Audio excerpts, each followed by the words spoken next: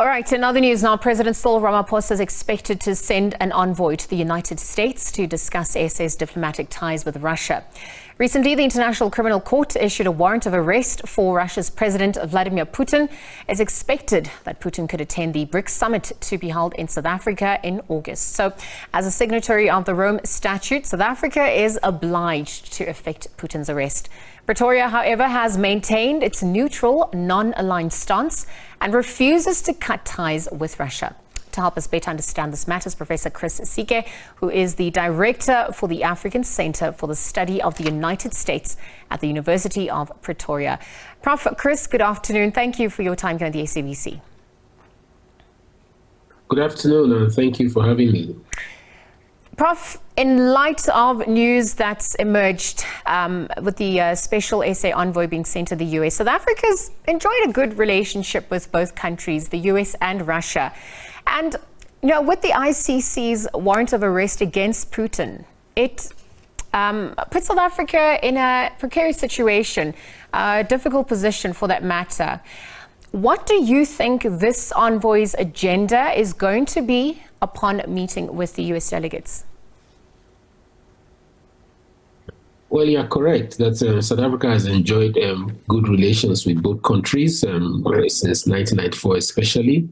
Look, I think it's about time, and it's a wise move by the South African government to send an envoy to the US, to try and discuss and hopefully make them understand South Africa's friendship ties with Russia, which run, very deep.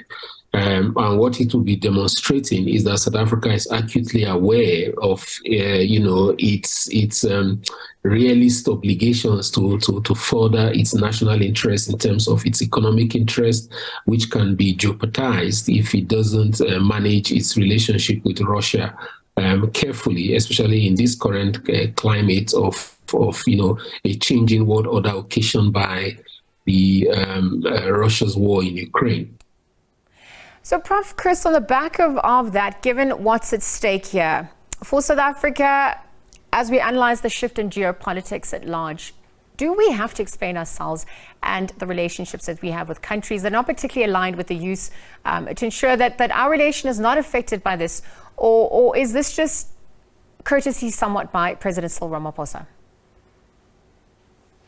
It's not courtesy. It's not courtesy. Look, South Africa needs to be very, like I said, calculative in how it manages this. It needs to know where its bread is buttered. Part of the changes we're beginning to see, unlike in the Cold War era between two major powers, is that we have not just two, possibly three, this time. And South Africa belongs to a bloc, the BRICS bloc, which is contending with the United States as a world power right now. But South Africa also has economic and political ties with the United States, which butters its bread, well enough. And it's something that Russia currently is not able to do for South Africa. But South Africa also doesn't want to dish its friendship ties with Russia. Not just the country, not just the regime, but with the Russian people. And by the way, that also includes Ukraine, because we're talking about a relationship that started with South Africa, especially the struggle, the ANC during the Soviet Union years, which Ukraine was a big part of, right?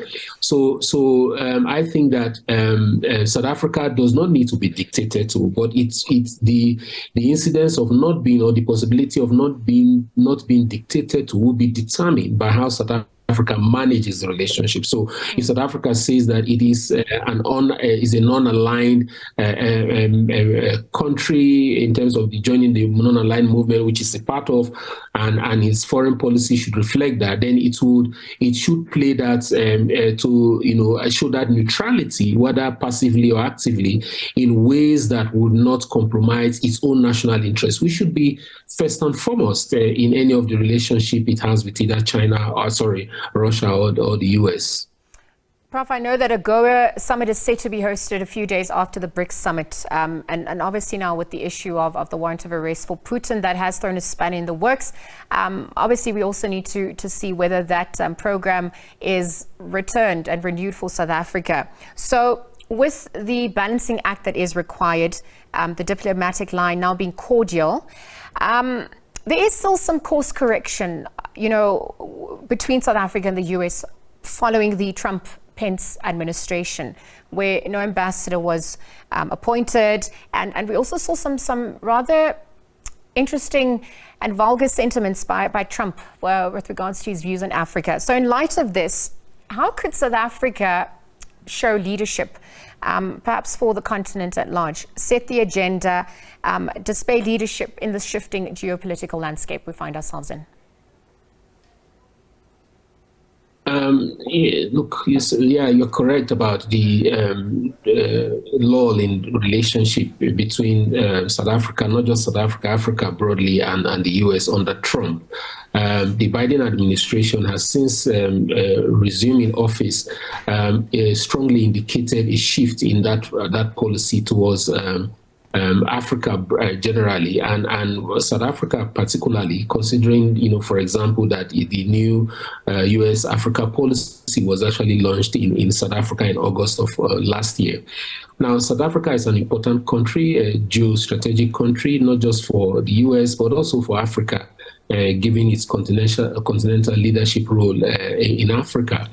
I think that that balancing act can be maintained by South Africa sticking to its non-aligned policy approach and outlook, and it should back this with action by actively, fronting the principles of non-alignment. There are people who would argue that non-alignment may not be, useful at this time where it's no longer an ideological warfare, between two major powers. But even though we have more than two powers now contending for space and competing for relevance and opportunities and support in Africa, there is some kind of ideological bent to the whole contestation as well. China is fronting a new kind of world order that is not necessarily based on democracy and human rights. It talks about a responsible citizen, and it's something that South Africa may not be well given to, but it's something that South Africa cannot also dismiss in the light of democratic backsliding in the US and many parts of the world. But South Africa can play an important role for Africa, by putting itself out there as a regional player in terms of a new world order that may have an African representation, or at least the African Union representation in the UN Security Council. So these are things that South Africa needs to calculate carefully, and projecting itself as a soft power in Africa, as a regional leader in Africa, based on the principle of non-alignment, one that focuses on, putting its national interest first above any kind of consideration, whether it be friendship ties or whether it be, just economic loyalty alone, is something that South Africa needs to think about and calibrate very carefully. Prof. Chris, thank you for your time. We'll leave that conversation there. Professor Chris Isike, Director for the African Center for the Study of the United States at the University of Pretoria, weighing in.